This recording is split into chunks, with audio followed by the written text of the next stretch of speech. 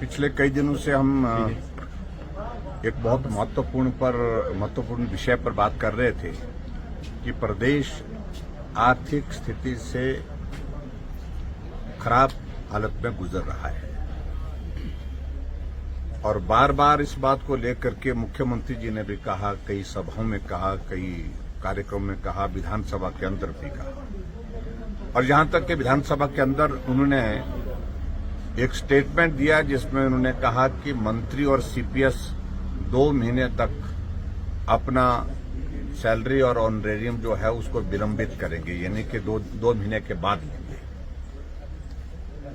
और स्वाभाविक रूप से इसकी गंभीरता को समझते हुए हम अच्छी तरह से जान सकते हैं कि प्रदेश का आर्थिक संकट के दौर में से गुजर रहा है। और आज 2 तारीख है महीने की, सितंबर की 2 तारीख है। सैलरी 1 तारीख को ही कर्मचारियों को और पेंशनर्स को पेंशन मिल जाती है, लेकिन बहुत लंबे समय, मुझे याद नहीं पहले कब ऐसा हुआ है, जबकि 2 तारीख होने के बावजूद भी अभी तक कर्मचारियों को सैलरी नहीं मिल पाई और जो पेंशनर्स हैं, पेंशनर्स को पेंशन नहीं मिल पाई। इसका मतलब क्या है कि जो हम कह रहे थे कि वो बात सत्य है कि प्रदेश में आर्थिक स्थिति खराब होने की वजह से हिमाचल दिवालियापन की ओर बढ़ता जा रहा है।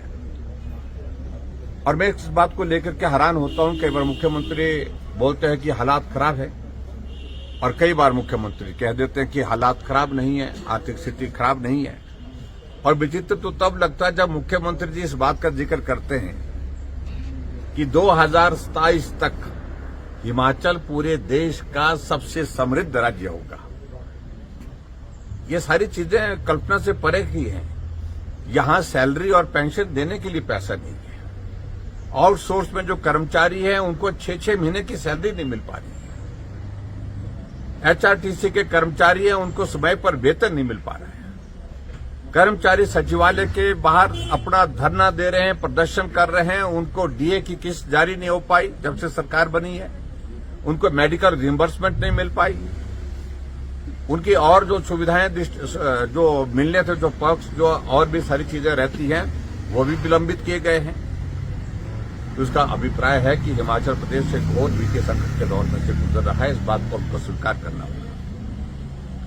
आज हिमाचल प्रदेश की विधानसभा के अंदर हमने नियम 67 के अंतर्गत स्थगन प्रस्ताव दिया था। ये हालात हिमाचल के लिए अच्छे नहीं है, इस पर चर्चा होनी चाहिए। जब कर्मचारियों को आप 2 तारीख होने के बावजूद सैलरी नहीं दे पा रहे हैं और पेंशनर को पेंशन नहीं दे पा रहे हैं, तो तुरंत चर्चा होनी चाहिए सारे विषयों को रोक करके। लेकिन उसके बावजूद भी चर्चा नहीं दी गई है। प्रमुख रूप से जो वित्तीय स्थिति हिमाचल प्रदेश की जिस प्रकार से आज की तारीख में है, और मैं महसूस कर सकता हूं कि इस बात को मुख्यमंत्री को स्वीकार करना चाहिए, तुरंत इसकी चर्चा करनी चाहिए।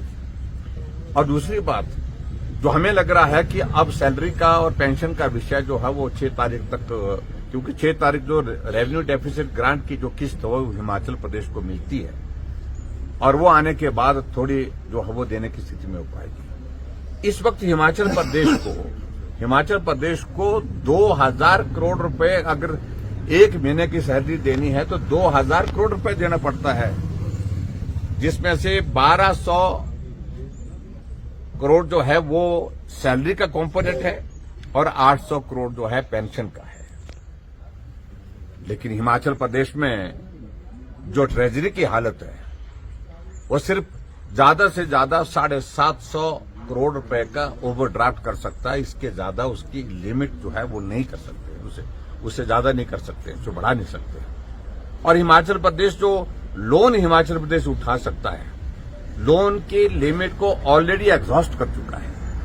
लोन लेने की स्थिति में नहीं हो पाए, क्योंकि ओपीएस लागू करने के चक्कर में जो एनपीएस जो दूसरा कंपोनेंट था, उसमें जो लोन लेने के लिए, बोरोइंग के लिए कि आपके लिए 2000 रुपए का स्कोप और था, वो भी आपने एग्जॉस्ट कर दिया, उसको आप ले नहीं सकते हैं। तो ऐसे हालात में हिमाचल प्रदेश में एक आर्थिक संकट पैदा हो गया है, जो सबके लिए चिंता का विषय बना है। कर्मचारी और पेंशनर्स के लिए बहुत बड़ी संकट है। स्कूल के बच्चों को फी देनी है, ईएमआई कटती है, हर महीने की कटती है, सैलरी नहीं आई तो कहां से कटेगी।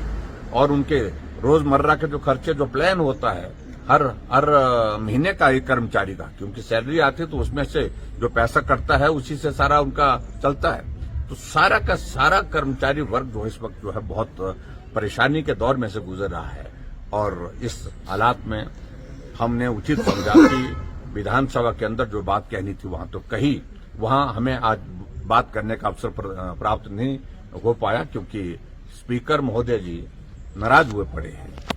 और इस कदर नाराज हुए पड़े हैं कि विधानसभा के अंदर नियम 67 पर हमने जो चर्चा उसको भी इजाजत नहीं दी, उसको उन्होंने रिजेक्ट कर दिए। बाद में हमने सुना, और उसके साथ साथ में जो पहले हमने जो उनके बारे में एक विषय लाया था कि विधानसभा का अध्यक्ष निष्पक्ष होकर के काम नहीं कर रहा है और जिस तरह की टिप्पणियां कर रहा है, ये हिमाचल के इतिहास में आज से पहले कभी भी विधानसभा के अध्यक्ष ने बाहर नहीं किया। आज से पहले जितने भी अध्यक्ष रहे और शायद देश के जितने भी विधानसभा के अध्यक्ष रहे, किसी ने इस तरह की टिप्पणियां नहीं की हैं जिस प्रकार से उन्होंने टिप्पणी की है।